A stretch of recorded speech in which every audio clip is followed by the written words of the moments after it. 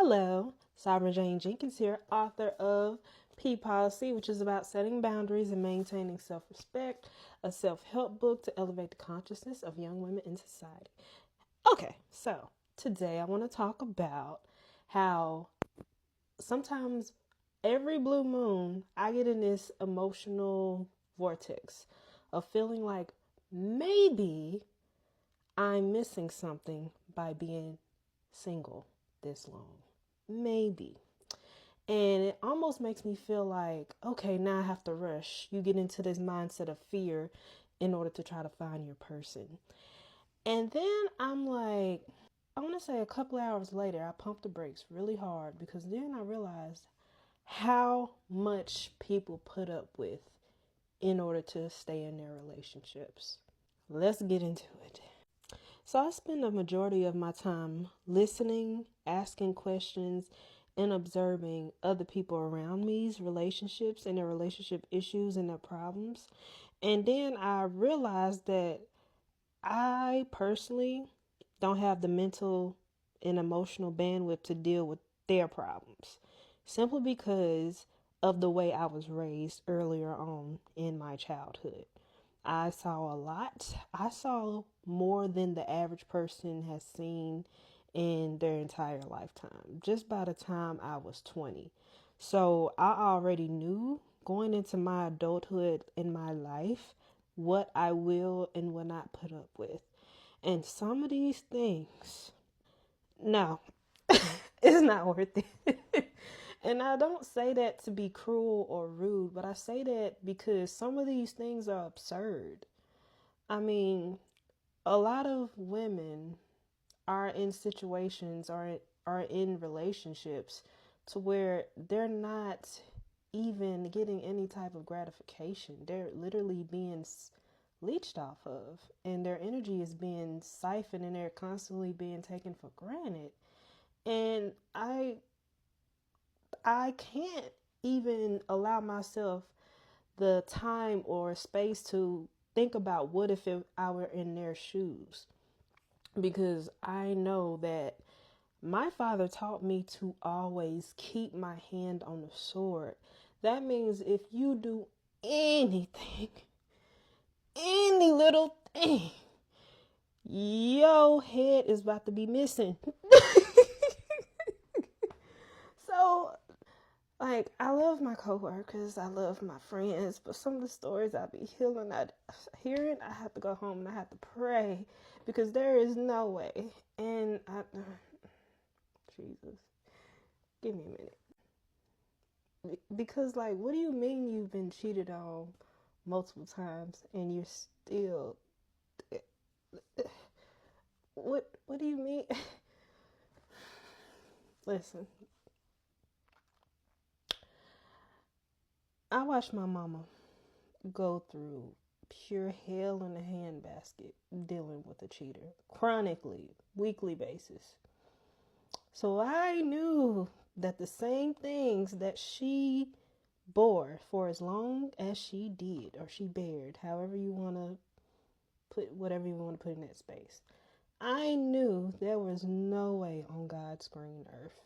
That's why I have so many strict standards and boundaries and anything else you can think of to prevent me from losing it in this life, because I know that my cheese is halfway on the cracker even starting out. And the stuff I be hearing, I know my cheese will be completely gone if I should ever be in these situations. And I'm not saying I'm better than anybody else. That's not what I'm saying. But I am saying that because of my earlier upbringing, it's a hell no. So I developed the audacity of a man when it comes to tolerance. I don't tolerate nothing. Nothing. If you even listen.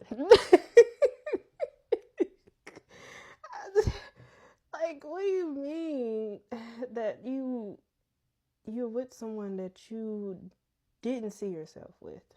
Okay, okay.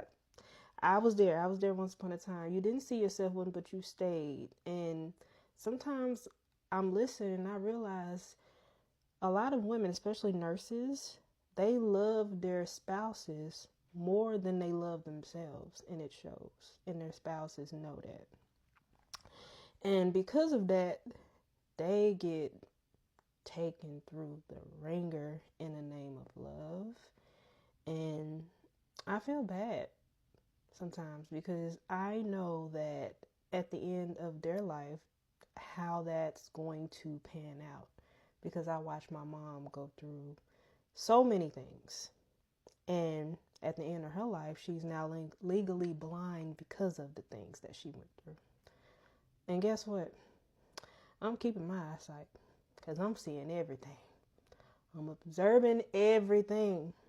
And I'm not rushing. I am taking my time. And listen, I have been around some of the finest men on earth. And the fine, when I say fine, I mean, I've been in Spain. I've been in Barcelona. That's part of Spain. Budapest. I've been to South America, Jamaica. So many places and met so many fun men.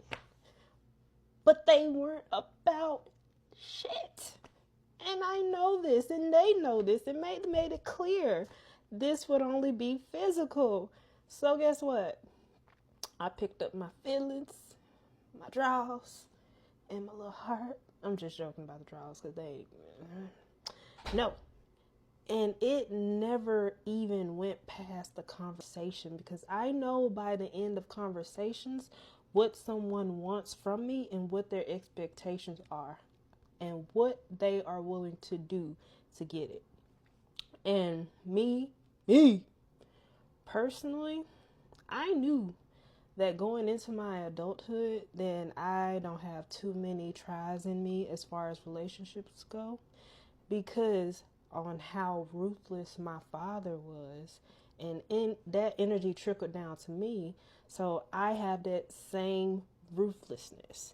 Yes, I'm an empath, but I have also adaptations of ego paths. So that means I can pick and choose when I need to play on certain features of an ego path for my benefit as an empath, so I won't be used up and suckled and dry by this society, because I see it and I hear it and I'm just like, those days that I feel like rushing into a relationship and then I pump the brakes and I literally plant my feet in the sand because I know that that would not work for me. It's not worth it for me. Being disrespected, dishonored, used, abused, just all types of things, and still being expected to lay down with someone that does not value or honor me, not just as a woman, but not even as their wife, not as a fiance. And nope. And it has nothing to do with beauty or attractiveness. It has everything to do with internal compasses and virtue.